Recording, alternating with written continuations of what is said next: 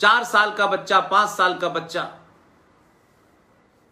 जब वो हवा, पानी, घी, दूध के बारे में ज्यादा नहीं जानता, उसे कुरान शरीफ के हिस्सों को, जिसे आप सिपारा कहते हैं, उसे दे दिया। और मौलवी साहब जो शहर के निहायत ही बेवकूफ आदमी हैं, जिनके पास कुछ लेना देना नहीं है, कोई काम नहीं है, मस्जिद में सिर्फ उनको वहां नमाज पढ़ानी है, अजान देनी है, मोहल्ले के हर घर से एक दिन उनके लिए खाना जाएगा। यह परंपरा मेरे अपने जमाने तक थी। जिस मोहल्ले में मैं रहता था, जहां मैं पैदा हुआ था, मेरे घर से लगी मस्जिद थी, वहां यही परंपरा थी। और माइक नहीं था, माइक पे नहीं अजान होती थी। यह बाद में होने लगी, मुझे बचपन में याद नहीं होती थी। तो वो आदमी पूरे कुरान शरीफ को अपने हिसाब से उसको नरेट करके बच्चों को समझा देता है।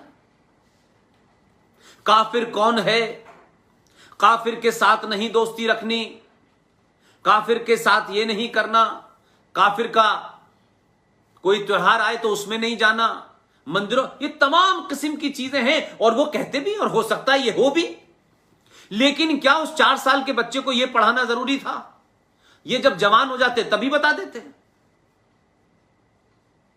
लिहाजा जज साहब ये नहीं कह पा रहे हैं कि भाई अजान दीजिए, समझ में आता है, लेकिन लाउड स्पीकर पे ही देंगे। जो लोग, जो बच्चे देर रात आते हैं पढ़ करके, कॉल सेंटर से काम करके आते हैं, उनकी नींद खुल जाती है। और फिर ये एक एजेंडे के तहत हो रहा है कि एक मस्जिद के बाद दूसरी ने, तीसरी ने, चौथी ने, वो चारों तरफ से है। अब अगर आप इसको कह दें कि ये नॉइस पॉल्यूशन है, तो आपकी जो है बड़ी जल्दी आपको ठेस पहुंच जाती है। तो आप बड़े पढ़े लिखे हैं, लेकिन पढ़े लिखे होकर के अपने समाज और अपने मजहब में इस किस्म के बेवकूफ लोगों को समझाएगा कौन? तो नहीं समझाते आप।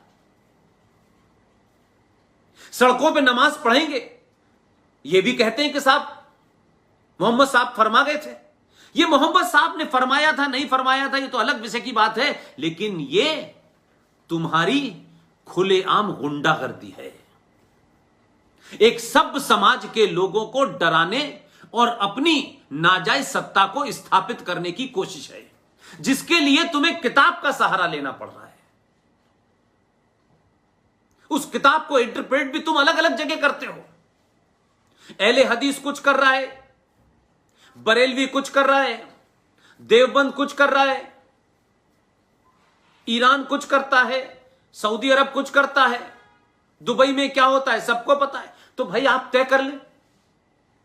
तो मेरा मुद्दा यह नहीं है, मेरा मुद्दा यह है कि आजाद भारत में,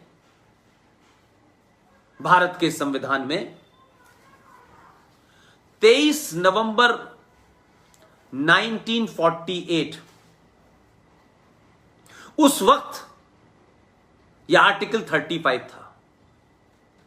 बाद में यह आर्टिकल 44 के नाम से जाना जाता है। यह आर्टिकल 44 क्या कहता है? यह कहता है equal rights to all Indians, यानी भारतवासियों को बराबर के अधिकार, समान अधिकार। लेकिन इसी को आपके यहां यूनिफॉर्म सिविल कोड कहते हैं। लेकिन हो क्या रहा है कि क्या भारत में समान अधिकार हैं? मेरे नहीं,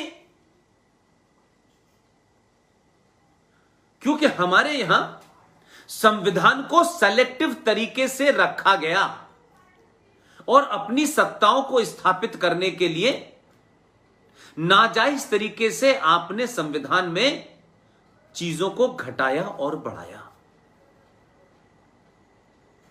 इसलिए 1950 में जो संविधान बना वो 1976 तक सांप्रदायिक था, कम्युनल था। लेकिन मेरी अपनी स्टडी कहती है कि 1950 से लेके 1976 तक इस देश में सौहार्द था, सांप्रदायिकता नहीं दिखती थी। लेकिन राज सत्ता को यह लगा कि अगर सत्ता पे बैठना है तो एक नया जुमला करो, और उसके पीछे साजिश थी। इसलिए 76 में 42nd अमेंडमेंट के माध्यम से 7वीं सूची में आपने कहा कि भारत के संविधान के प्रियम्बल में सेकुलरिज्म और सोशलिज्म शब्द को जोड़ दिया जाए। जोड़ दिया। मेरी इस पे भी डिबेट नहीं है, बल्कि इस पे डिबेट हो सकती है, लेकिन मैं अभी युवाओं से मुखातिब हूं, इसलिए रेफरेंस देके मेन बात पे आना चाहता हूं। एक समान अधिकारों की बात कही, उसको भी वर्णित करूंगा, और दूसरी बात मैंने आपसे कहा कि 76 में यह देश सेकुलर हो गया क्योंकि संविधान सेकुलर है। यह झूठा मक्कारी भरा किसी एजेंडे के तहत भी अगर आया था तो भी थोड़ी देर के लिए मैं मान लेता हूं कि आपकी मक्कारी को भी हमने मान लिया, आपके इस झूठ फ्रॉड को भी हमने मान लिया, जबकि संविधान के प्रियम्बल में कुछ बदला नहीं जा सकता था। और आपने तो बाबा साहब अंबेडकर के संविधान में मात्र 50 से लेके 26 साल में आपने प्रियम्बल में बदलाव कर दिया।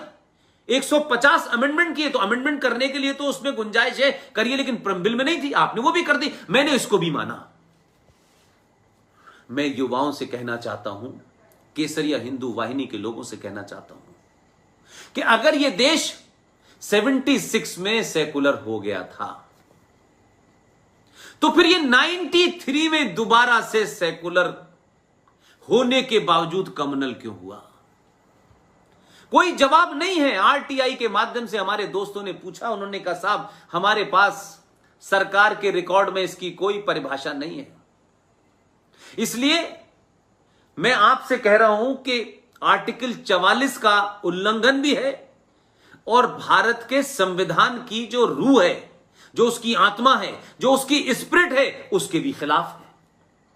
और जिस तरीके से किया वो तरीका भी गलत है। क्या किया यह बताता हूं। 93 में आपको मुसलमानों को खुश करना था, क्योंकि आपने उनका नाजायज इस्तेमाल 1984 में किया, और आपने इस देश को मजहब के नाम पे बांटा, और मजहब के नाम पे एक देश बना, लोग चले गए। लेकिन बहुत सारे लोग तो इस देश की संसद में होने के बाद गए, और जब ये मजहब के नाम पे बटा था तो भाई फिर मुसलमान भारत की धरती पे क्यों रहा? ये मैं नहीं कह रहा, ये मेरा विचार नहीं है, ये मैं इसलिए बार बार कहता हूं कि आज के लोग अगर बात करेंगे तो तथ्यों पे बात करिए।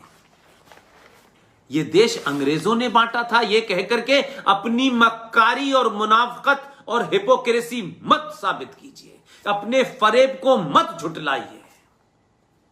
यह देश शुद्ध रूप से हिंदू मुसलमान के नाम पे, मजहब के नाम पे बटा। 21 लाख लोग मारे गए 1946 वो इसी बुनियाद पर लड़ा गया कि पाकिस्तान चाहिए, पाकिस्तान बन गया।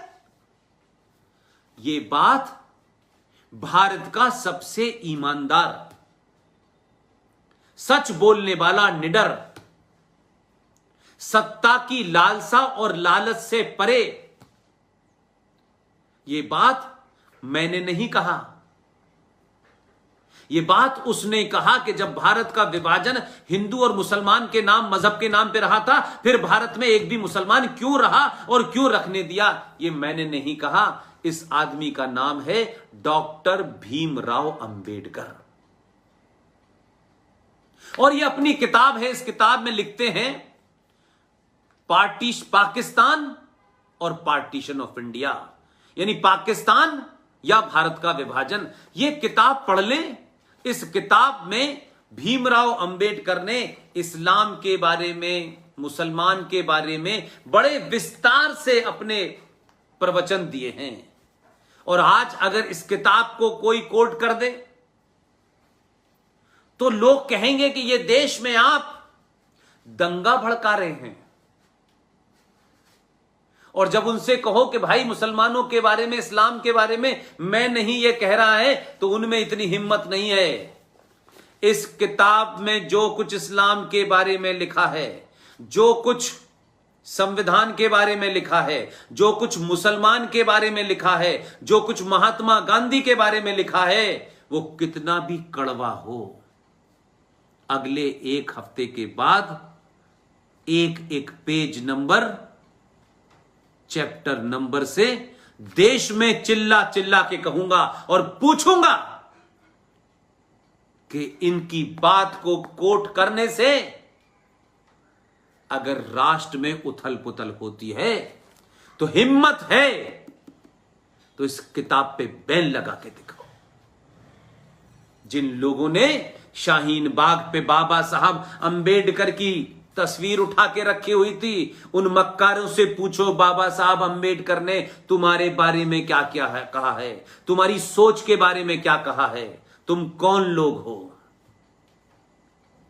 लिहाजा ये जो आर्टिकल 44 हमें समानता की बात कहता है, यह समानता 1993 के अंदर जब बाबर की बनाई हुई एक नाजायज मस्जिद, जो उस वक्त के हिंदुओं का, इस भारत में जो सनातनी थे उनके मॉरल को चोट पहुंचाने के लिए, उनके आत्मसम्मान को चोट पहुंचाने के लिए आपने बड़े बड़े मंदिरों को तोड़ करके गुम्मद बना करके ऊपर आपने मस्जिद बनाई। और एक नहीं 30,000 अनजानी मस्जिदें को ऊपर मंदिरों के ऊपर मस्जिद बनाई। लेकिन आपने काशी में भी यही किया, मथुरा में यही किया।